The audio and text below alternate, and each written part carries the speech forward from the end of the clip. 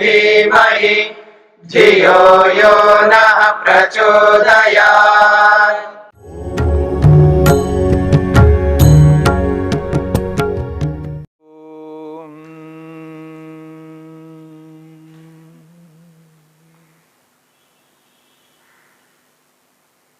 उपविघ्नों की चर्चा हो रही है।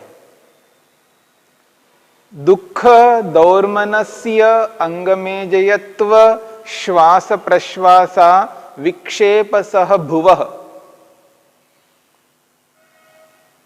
महर्षि पतंजलि ने 4 प्रकार के उपविघ्नों की चर्चा की है। दुख दौर्मनस्य अंगमेजयत्व श्वास प्रश्वास। दुख पर हमने विचार किया है 3 प्रकार के दुख होते हैं, आध्यात्मिक, आधि भौतिक और आधि दैविक।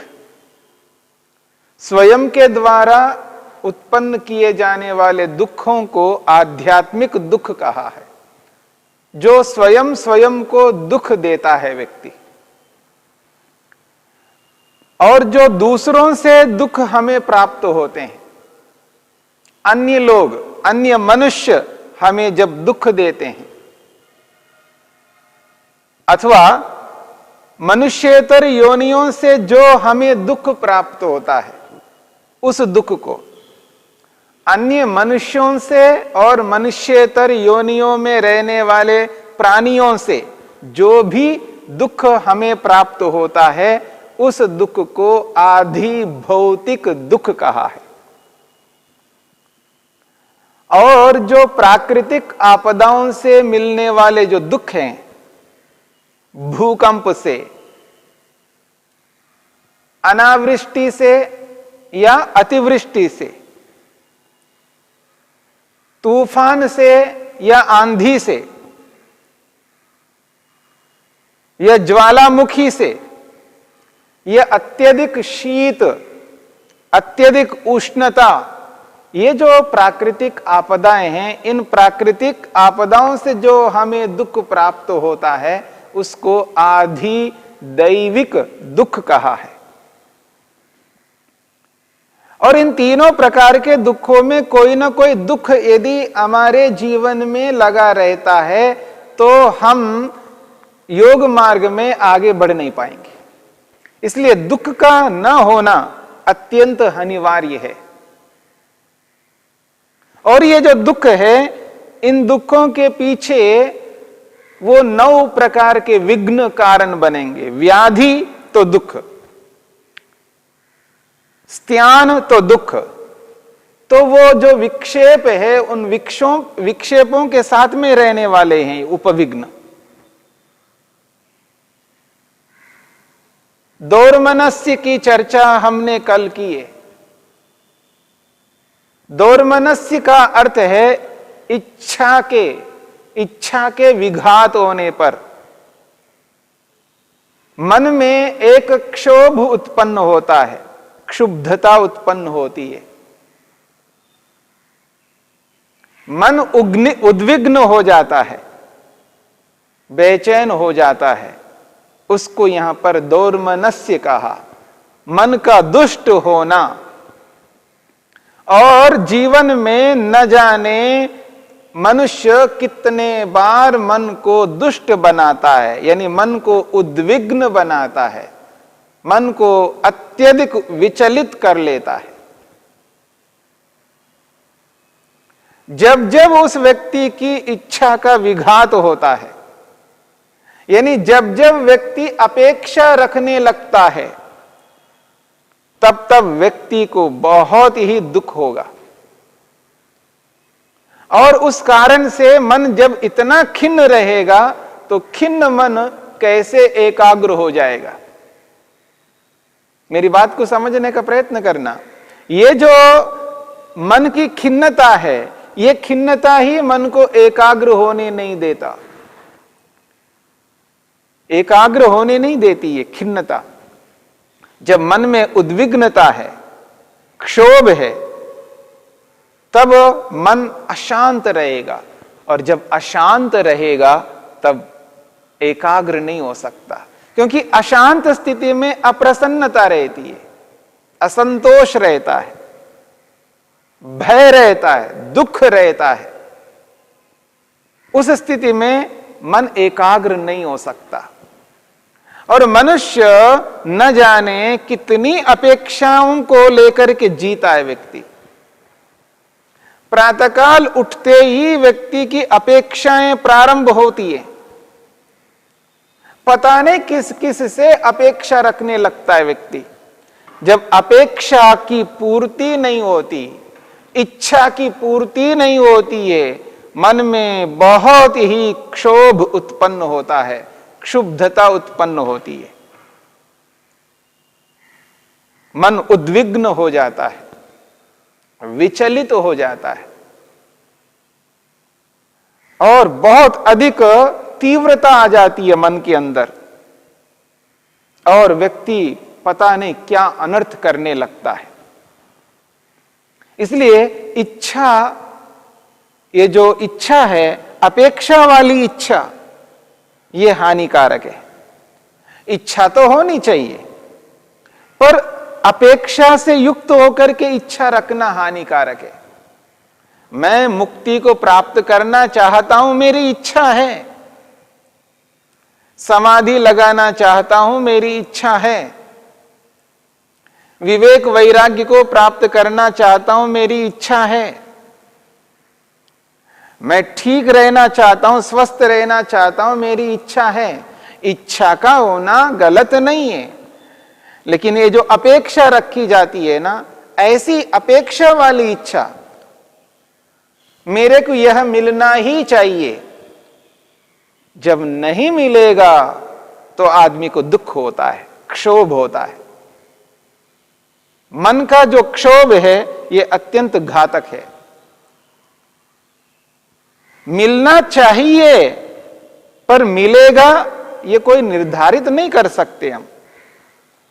सब कुछ हमारे हाथ में नहीं है, सब कुछ हमारे हाथ में नहीं रह सकता। संसार है, ये तो प्रपंच है, सृष्टि है, हर प्रकार के लोग हैं और प्रत्येक मनुष्य स्वतंत्र हैं, किसी के अधीनस्थ नहीं है। हां, परिस्थिति विशेष में व्यक्ति अधीन तो रहता है, परंतु अधीन रहता हुआ ये आवश्यक नहीं है वह व्यक्ति हमारे अनुसार ही चले। हमारे जब अनुसार नहीं चलेगा तब हमें दुख होगा।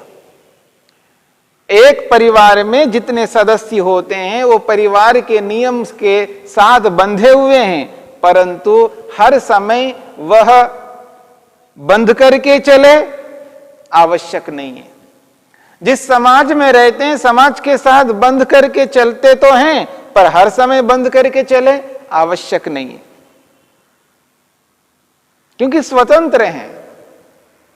तो मनुष्य की स्वतंत्रता को छीन नहीं सकते। स्वतंत्र को सर्वथा परतंत्र नहीं कर सकते। एक सीमा तक उसको हम बांध करके रखते हैं, पर सर्वथा बांध के नहीं रख सकते।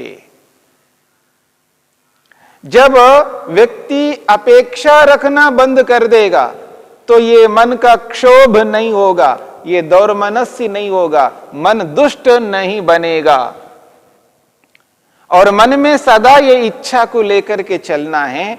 हो भी सकता है, नहीं भी हो सकता है। हो जाए तो मैं अपने प्रयोजन को पूरा कर लूंगा, नहीं होगा तो और मेहनत करूंगा। उदाहरण के लिए मैंने अमुक व्यक्ति को अनेक बार दिया है, कुछ ना कुछ दिया है। उदाहरण के लिए मैंने पैसे दिए, जब जब उसने मांगा तब तब मैंने पैसे दिए हैं, कभी मना नहीं किया। एक बार नहीं, दो बार नहीं, न जाने कितने बार दिया।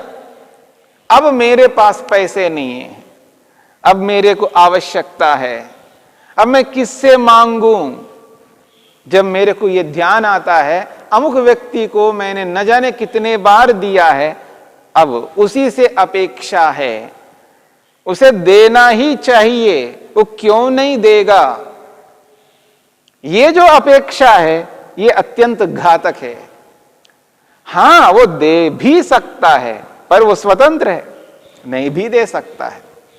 जिस समय ये जो स्थिति है आ जाती है, जब उससे मांगने जाते हैं और हाथ फसारते हैं, और जब वो देता नहीं है तो कितना कष्ट होता है व्यक्ति को, कितना दुख होता है, मन कितना क्षुब्ध होता है, पता नहीं क्या कर बैठेगा व्यक्ति।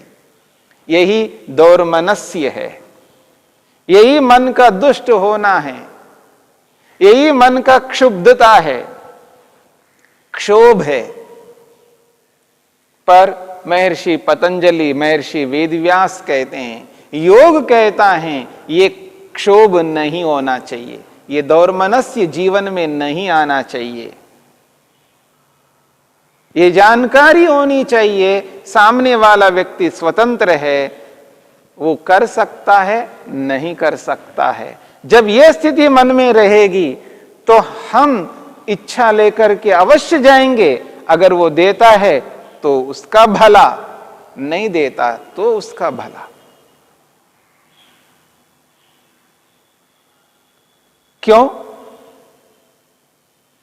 क्योंकि वह स्वतंत्र है। देगा तो बहुत अच्छा है, मेरे काम हो जाएगा, नहीं दिया तो कोई बात नहीं, काम नहीं हो पाएगा, और मेहनत करूंगा और किसी भी प्रकार से आगे चलूंगा और किसी से मांग लूंगा। संसार बहुत लंबा चौड़ा है, कोई ना कोई तो देगा।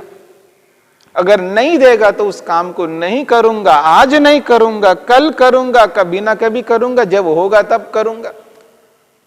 जब समाधान करके व्यक्ति चलता है, ज्ञानपूर्वक जीता है, विवेक से युक्त रहता है, व्यक्ति यथार्थता को समझता है, सामने वालों की स्वतंत्रता का एहसास करता है, तब व्यक्ति के मन में ये क्षोभ, ये क्षुब्धता, ये उद्विग्नता, ये दौर्मनस्य नहीं होगा। इस बात को समझ करके चलना है। दुख दौर्मनस्य। तीसरा उपविघ्न है अंगमेजयत्व। अंगमेजयत्व, इसको समझाते हुए महर्षि वेदव्यास कहते हैं, महर्षि वेदव्यास का यह कथन है, अंगमेजयत्व किसे कहते हैं? यद अंगानि एजयति कंपयति तद अंगमेजयत्वम। वो कहते हैं यद अंगानि एजयति अर्थात कंपयति तद अंगमेजयत्वम। जो शरीर के अंग है, इनमें जब कंपन होता है उसको अंगमेजयत्व कहते हैं। शरीर में अलग अलग अंगों में कंपन हो जाता है और अनेक बार पूरा शरीर में कंपन पैदा होता है, कंपाता है व्यक्ति। जैसे बहुत अधिक सर्दी पड़ रही हो तो शरीर से कैसे कंपाता है व्यक्ति, ये एक कंपन है। पर यहां पर जो बात कही जा रही है अंगमेजयत्व, ये अलग प्रकार का है। यद्यपि रोगों में वात कंप कहा जाता है, वात के कारण से शरीर में कंपन रोग उत्पन्न होता है, वह एक अलग बात है, वो रोग है, वो व्याधि में आ जाएगा। जैसे कोई व्यक्ति लिखता है तो साधारण रूप से सभी लोग लिखते हैं, लेकिन एक व्यक्ति जब लिखता है तो उसका हाथ यूं कांपने लगता है, ऐसे ऐसे हिलने लगता है, वो ठीक से नहीं लिख पाता है। किसी का हाथ हिलता है तो किसी का सिर हिलता है, किसी के पांव हिलते हैं। ऐसे शरीर के अलग अलग अंगों में कंपन होता है, वो एक अलग प्रकार का है, वो एक अलग रोग है, वो व्याधि के अंदर आ जाएगा। वात कंप जिसको कहते हैं आयुर्वेद की दृष्टि से। पर यहां जो कंपन है यहां जो अंग में जयत्व है ये अलग प्रकार का है। ये कैसा? जब व्यक्ति क्षुब्ध होता है तो उसका शरीर कांपने लगता है। जैसे कि एक आदमी को गुस्सा आ रहा है, बहुत क्रोध उत्पन्न हो गया, क्रोधित हो रहा है, क्रोध में शरीर कांपने लगता है उसका। ये जो कंपन है ये अलग प्रकार का है। क्षुब्ध होने पर शरीर कांपने लगता है। अथवा जब व्यक्ति डरता है किसी से, बहुत डर लगने जाता है तो शरीर से कांप जाता है व्यक्ति। अलग अलग कारणों से शरीर में कंपन उत्पन्न होता है। किसी ने धमकाया है तो शरीर में कंपन उत्पन्न हो जाएगा। तो अलग अलग ढंग से शरीर में कंपन पैदा होता है और ये जो कंपन है ये हानिकारक है और ऐसा ही चलता रहेगा तो आगे चल करके व्यक्ति योगाभ्यास नहीं कर पाएगा। ये हानिकारक है और ये विक्षेप के साथ होता है। ये जो कंपन है ये विक्षेप के साथ होता है, इसलिए कहा विक्षेप सह भुवा। ये विक्षेप होने पर उसके साथ उत्पन्न होता है। और व्यक्ति ठीक से नहीं बैठ पाए तो वो साधना नहीं कर सकता, ध्यान नहीं कर सकता, मन को एकाग्र नहीं कर सकता। शरीर में कंपन हो, हिलना डुलना चल रहा हो तो व्यक्ति ध्यान नहीं कर सकता, क्योंकि आसन को स्थिर करना पड़ता है। शरीर को इतना स्थिर करना पड़ता है जैसे एक पत्थर की मूर्ति है, मूर्ति के समान शरीर को बिल्कुल स्थिर करना है, निश्चल करना है। हिलना डुलना नहीं चल सकता। हिलता हुआ डुलता हुआ व्यक्ति अपने मन को ईश्वर में एकाग्र नहीं कर पाता है। इस बात को समझने की चेष्टा करनी है। शरीर में किसी भी प्रकार का कंपन ना रहे, स्थिर रखना है शरीर को, आसन को सिद्ध करना है। जब आसन सिद्ध होता है तब व्यक्ति अपने मन को आसानी से, सरलता से ईश्वर में एकाग्र कर पाएगा। यदि ऐसा नहीं करता है तो शरीर स्थिर नहीं रहेगा, तो हिलाने में डुलाने में मन को लगाने लग जाएगा। उसका मन बार बार उसके हिलते डुलते अंगों में जाएगा। इसलिए अंग में जयत्व नहीं होना चाहिए, शरीर में कंपन नहीं होना चाहिए। इस बात को समझना है। द्यो शान्तिरन्तरिक्षं शान्तिः पृथिवी शान्तिरापः शान्तिरोषधयः शान्तिः वनस्पतयः शान्तिर्विश्वे देवाः शान्तिर्ब्रह्म शान्तिः सर्वं शान्ति शान्तिरेव शान्ति क्षमा शान्तिरेधि। ॐ शान्ति शान्ति शान्तिः।